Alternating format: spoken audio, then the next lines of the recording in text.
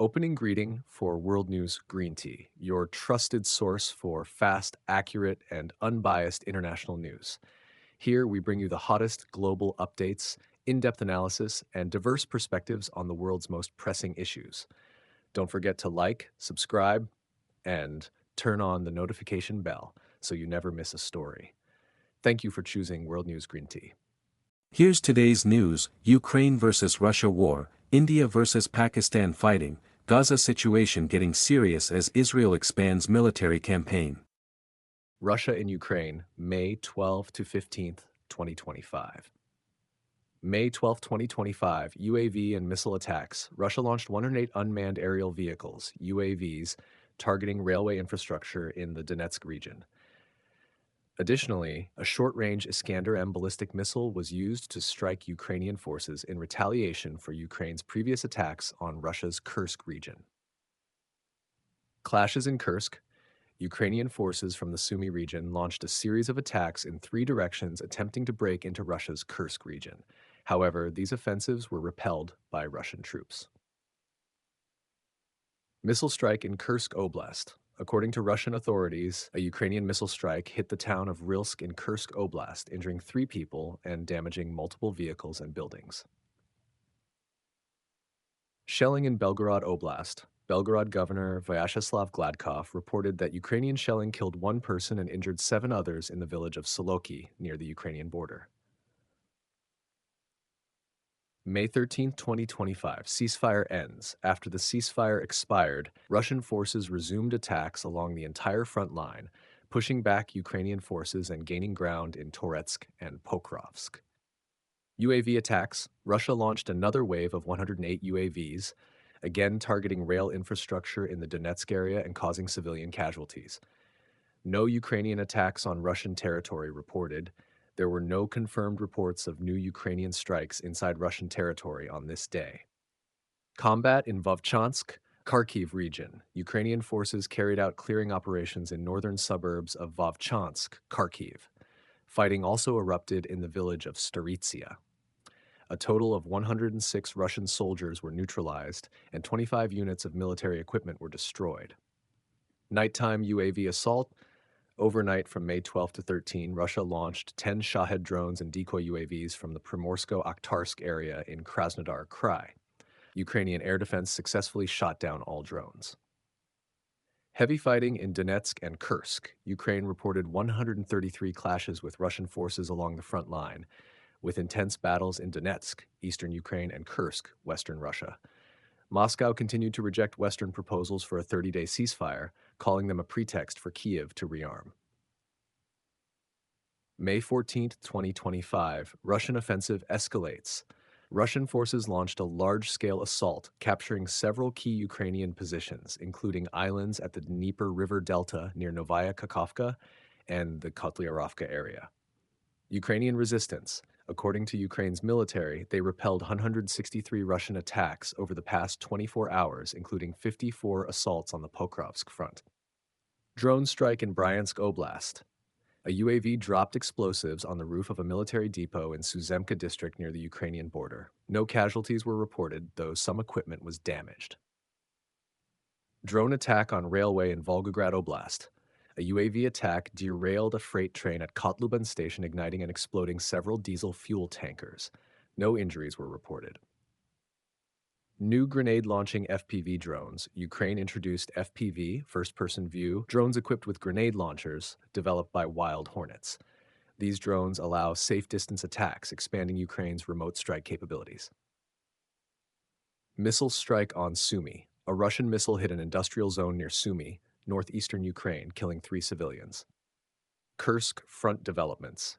Ukrainian forces remained active in Tetkino, Kursk region, Russia, while Russia mobilized troops for an anticipated large-scale counteroffensive. Counteroffensive in Vovchansk. Russian forces attempted to hold positions in Vovchansk, but were pushed back by Ukrainian troops, suffering significant personnel and equipment losses. May 15th, 2025, continued UAV and artillery strikes. Russia maintained attacks on Ukrainian cities using drones and artillery. Kyiv and the Dnipropetrovsk region were among the targets. Russian military leadership reshuffle President Vladimir Putin replaced General Oleg Salyukov with General Andrei Mordvichev, nicknamed the Blood General, as commander of Russia's ground forces. Mordvichev is notorious for his brutal tactics during campaigns in Avdiivka, Mariupol, and Azovstal. Peace talks in Istanbul, first talks in 3 years. On May 15th, Russia and Ukraine held their first direct peace negotiations since 2022 in Istanbul. The session lasted less than 2 hours and resulted in only one agreement: a prisoner exchange of 1,000 captives from each side. President Putin did not attend and sent a low-level delegation instead, indicating a lack of serious commitment from the Russian side. Detailed report on the India-Pakistan tensions and conflict, April-May, covering military developments, diplomatic moves, and humanitarian impact. Origin of the conflict, the Pahalgam attack.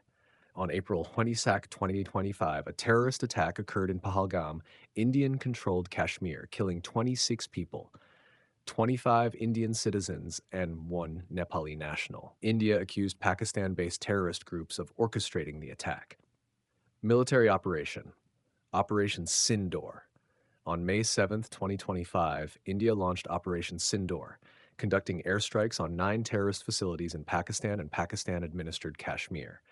Targets included bases of Jaish-e-Mohammed and Lashkar-e-Taiba. India emphasized that the strikes were precise, avoided civilian casualties, and did not target Pakistani military infrastructure. In response, Pakistan carried out drone and artillery attacks on religious and civilian sites in India, sharply escalating the conflict. Ceasefire and international response.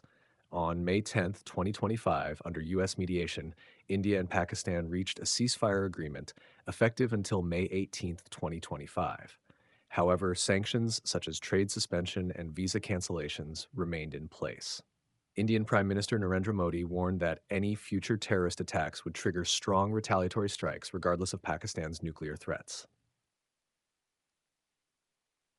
Water crisis, suspension of the Indus Waters Treaty. On April 23, 2025, India announced the suspension of the Indus Waters Treaty, IWT, with Pakistan, demanding a complete halt to cross-border terrorism before the treaty could be reinstated.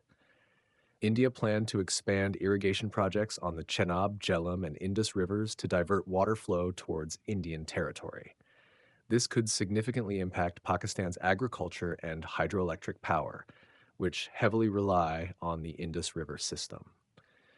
Pakistan viewed the treaty suspension as a hostile act and warned that any attempt to disrupt the flow of shared rivers could be seen as an act of war. Humanitarian impact and global reactions. Hundreds of civilians were killed or injured in the clashes. International humanitarian organizations expressed concern over the worsening conditions along the border. The United Nations and various countries called for restraint from both sides and urged peaceful resolution through dialogue. Updates from May 13, 14, and 15, 2025. May 13, 14, ceasefire holding amid diplomatic tensions. Commitment to ceasefire. Pakistan reaffirmed its commitment to the May 10 ceasefire, but warned of strong retaliation if India initiated future hostilities. Indian diplomat expulsion. India expelled a Pakistani diplomat, signaling escalating diplomatic strain. Call for comprehensive dialogue. Pakistani Foreign Minister Ishaq Dar called for the launch of a comprehensive dialogue with India to resolve all outstanding issues. May 15, nuclear safety controversy. India questions Pakistan's nuclear security. Indian Defense Minister Rajnath Singh raised concerns about the safety of Pakistan's nuclear arsenal and proposed placing it under International Atomic Energy Agency (IAEA) supervision. Pakistan responds. Pakistan's foreign ministry rejected the comments, calling them insecure and uninformed about the IAEA's role, and claimed that nuclear material incidents occur more frequently in India than in Pakistan. Indus Treaty developments. India considers water restrictions. Following the Pahalgam attack, India is reviewing options to limit Pakistan's access to Indus system water by expanding irrigation projects and redirecting flows toward Indian territory. Pakistan issues warning. Pakistan reiterated that any disruption to the flow of shared rivers would be considered a hostile act and warned of appropriate responses. Outlook. Ceasefire extension. The initial ceasefire, originally set to expire on May 12th, has been extended to May 18th. Comprehensive political talks between the two nations are expected to commence after that date. The situation in Gaza becomes dire as Israel expands military operations, leading to heavy casualties and a deepening humanitarian crisis. Military developments. In recent days, Israel has carried out more than 150 airstrikes on areas such as Beit Lahia and Jabalia in northern Gaza, killing at least 143 people on May 15th alone, most of them women and children. One particularly devastating strike on the Jabalia refugee camp killed 16 members of journalist Ismail Mukbil's family.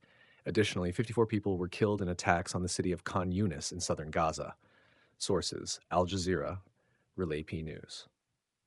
Humanitarian crisis. The ongoing blockade, now lasting over 70 days, has pushed nearly 2.1 million residents of Gaza to the brink of severe hunger. Around 500,000 people are facing what the United Nations classifies as catastrophic levels of food insecurity. The World Health Organization has warned that if the situation continues, nearly 71,000 children under the age of 5 could suffer from acute malnutrition over the next 11 months. Sources: ipcinfo.org, World Health Organization. Efforts to deliver humanitarian aid are facing significant obstacles. The Gaza Humanitarian Foundation, GHF, an Israeli-backed initiative aiming to establish armed aid distribution centers, has been rejected by the United Nations and several aid organizations due to concerns over neutrality and civilian safety. Source: The Guardian. The United Nations and many countries have called on Israel to lift the blockade and allow humanitarian aid to reach Gaza. However, Israel continues its military campaign and maintains strict control over aid routes, worsening the already dire humanitarian situation. Thank you for watching World News Greenty. We truly appreciate your time and support. If you found this video helpful, please give it a like, share it with others, and don't forget to subscribe and turn on the notification bell for more global updates. See you in the next video.